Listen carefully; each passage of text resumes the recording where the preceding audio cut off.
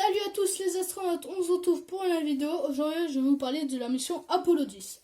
Alors, Apollo 10, c'est une mission du programme spatial Apollo, développée par l'agence spatiale américaine, la NASA.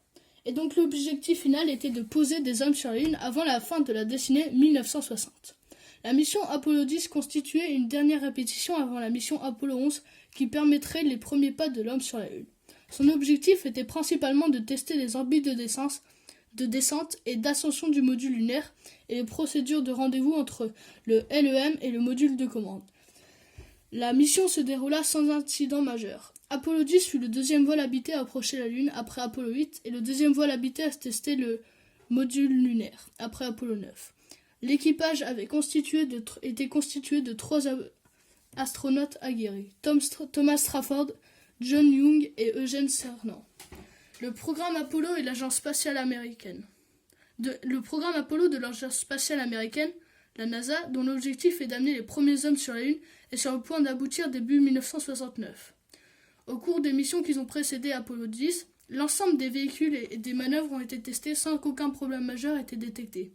Les dirigeants de la NASA envisagent qu'Apollo 10 soit la première mission à s'effectuer un atterrissage sur le sol lunaire. Mais dans la mesure où les soviétiques ne semblaient pas préparer de mission d'éclat, ils préfèrent ne pas cumuler trop de points innovants dans la mission et capitaliser leur expérience pour la mission Apollo 11. Alors les records et l'innovation de la mission Apollo 10. Première mission à s'approcher aussi près de la Lune. Ils sont approchés à 15,6 km. Première mission où un homme vola seul en orbite lunaire. C'était John Young. Première mission à effectuer un arrimage en orbite lunaire après une simulation de rendez-vous. Première mission effectuant une retransmission de télé couleur en direct depuis la capsule. Record de vitesse pour un véhicule à pilotage humain. 39 897 km/h. Le 26 mai 1969 lors du retour depuis la Lune, selon le livre des records. Alors l'équipage. Les 3 membres de l'équipage, comme je l'ai dit, sont Thomas Stafford, qui était le commandant, John Young, qui est le pilote du module de commande, et Eugene Cernan, qui est le pilote du module lunaire.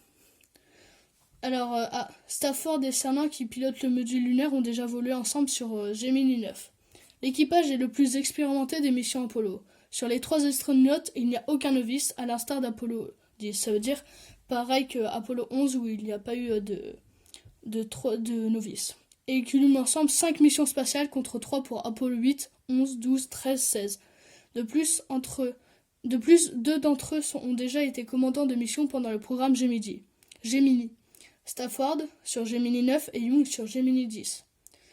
Déroulement de la mission. Le vaisseau Apollo 10 est placé en orbite par une fusée Saturne V qui décolle le 18 mai 1969 à 16h49, depuis le pas de tir 39 du centre spatial Kennedy. Ce sera le seul vol du programme Apollo qui décollera de ce pas de tir construit pour la fusée Saturne V.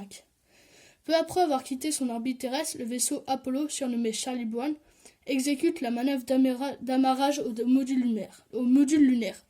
Après s'être séparé du 3e étage de la fusée Saturne V, il effectue une rotation à 180 degrés, puis arrime son nez au sommet du module lunaire avant de l'extraire de son carénage.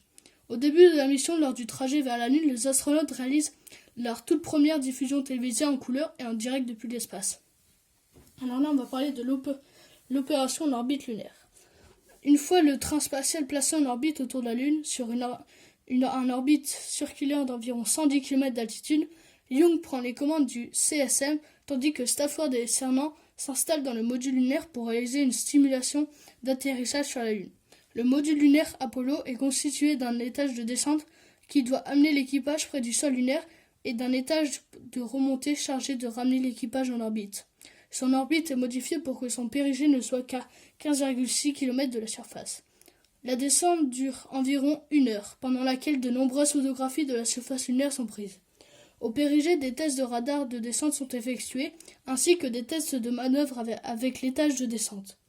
L'étage de descente va s'écraser sur la Lune, tandis que le reste du module lunaire est placé en orbite héliocentrique. C'est le seul exemplaire de module lunaire Apollo resté intact.